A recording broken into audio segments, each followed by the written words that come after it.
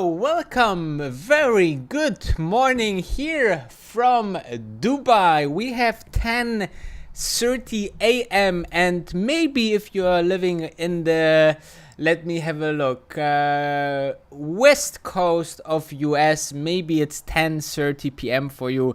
If you're living in the east, like China, some other Asian countries, it's maybe already noon for you. So worldwide, and today or this morning I would like to talk with you about something that is called economic tsunami, because this was the headline of yesterday evening. Moreover, very important, we have some interesting signals in the market right now, and we had yesterday evening, before the market closed, we had some sell-off, okay? All the way through the stock market sell-off, and I will exactly explain you what happened, and therefore you should stay tuned and give me a thumb up. This helps very much for the channel. I'm highly appreciating that. So let's directly dive into that. So as you can see here, this is the S&P 500 as well as the Dow Jones. So both of them lost heavily into the closing, and as you can see, the overall day was quite stable, slow but sure way towards up, but then in the closing, the last hour, it got to be selling off. And a lot of people are asking now, what happened, guys, and how is it maybe a sign that from now we're going further down, so these questions, we need to look into it, but before we need to see what happened. So first of all, it's currently, you have seen the S&P is now at 2,922. And this graphic here is from Northman Trader, and he got it obviously here from investing.com, to shout out to the sources. However, you see here the 20-day moving average, okay? And as you can see, the S&P 500 approximately is going along those lines. And as you can see here, the 20 days moving average, which is the purple line here, and then you see the S&P 500, the futures from yesterday, and then you see that this is a resistance for the S&P. Okay, October 2019 as well, where it hit this line, and then it went back. So this could be also a interesting point where we are hitting now currently some of resistance, technically speaking, for the S&P, and therefore it can go both directions, right? As I always say, I'm not the most technical guy on Wall Street. I'm surely also not a purely technical trader, but to look into those mechanics of the market is always important, beside only news trading. So I really like to see those charts, and so resistance lines, and therefore you see that we are currently at some kind of resistance. So it can go both way, right? Like always mentioned in technical analysis. That's why I don't like that much. If you have a news, this is a good news, it goes up, or it's a bad news, it goes down. But if you have technical analysis, you always say, it could bounce off this area and then go down, or it could outbreak and go up. Yeah, so what it will be, guys, okay? To your technical traders out there, shout out to them. So let's have a look. So if it's obviously outbreaking, then it can go further up, but this would need to have some very positive news, guys, okay? Let's have a look into the next graphic, which is showing us the economic tsunami warning, okay?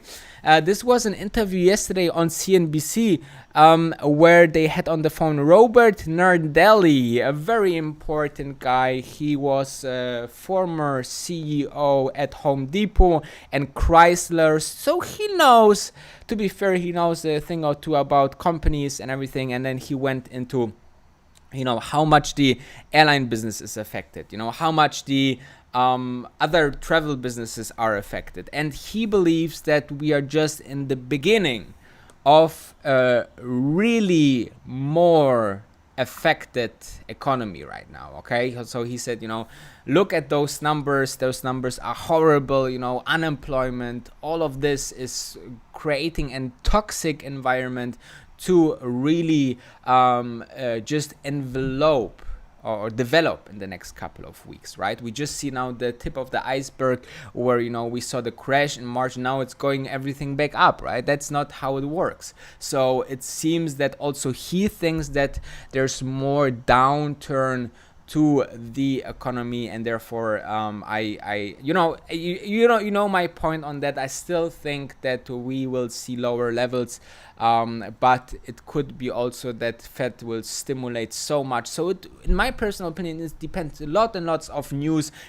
Imagine the stock market goes down heavily now in the next couple of days, and then we see the Fed coming out and say, we start to buy stocks, which would be like a huge bullish sentiment, and would just signal the market, the US economy is going all in to buy stocks. I think for that they must change some kind of rules or laws, but everything is possible, as we have seen in the last couple of days and weeks. Let's have a look into other things.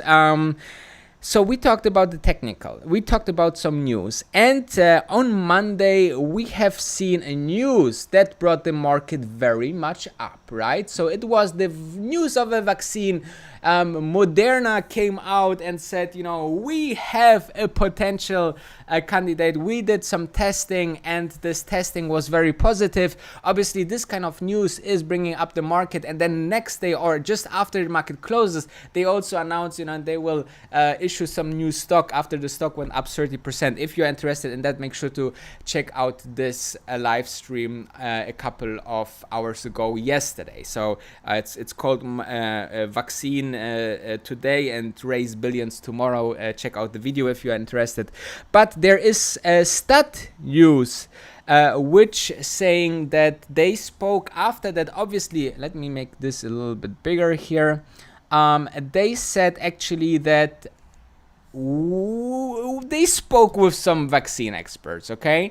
And they said that Moderna didn't produce data critical to assessing the potential vaccine, which means the following, okay? So they are some experts of the vaccine. They said, yes, it can be true that, this could be a potential vaccine candidate, but it's so early. It's too early to say that, that's the right thing that will heal everything right now. So very much negative to those voices that we heard on Monday from Moderna, right? So they said it's just too early to see such a candidate and to forecast that this will be, the way to go. So important to understand that there's much more just to say, phase 1 was good. Phase 1 is just one phase of 3. I think there's just a handful of people that getting this vaccine candidate, and they are testing dosages and so many things.